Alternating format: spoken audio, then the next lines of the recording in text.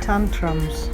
Those things are nasty, dear teenager. It's not cool to throw tantrums. It's not cool to be a hot-tempered person. Contrary to popular belief, it doesn't make you awesome. According to the Bible, it shows just how unwise you are. Actually, you should know you're a human being, so you will get angry at times. But in your anger, do not sin. That's Ephesians 4:26. Don't get into angry exchanges. Don't be rude. Don't stomp off, drag your feet.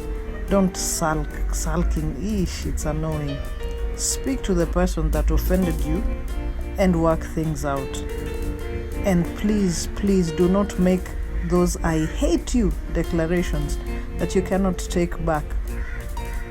You will be heard even if you don't shout, Yeah, you can just speak.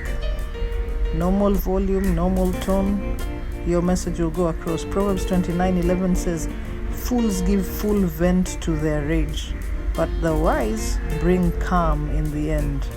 Again, the Bible says, "Keep your temper under control" in Ecclesiastes 7:9.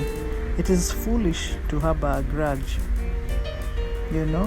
And if someone is angrily speaking to you, the Bible even has a solution for that. A soft answer turns away wrath, but harsh words stir up anger. The Bible says people with hot tempers do foolish things. Do you want to do foolish things? I don't think so. Wiser people remain calm. So, dear teenager, choose to remain calm. Don't throw tantrums. Why am I telling you?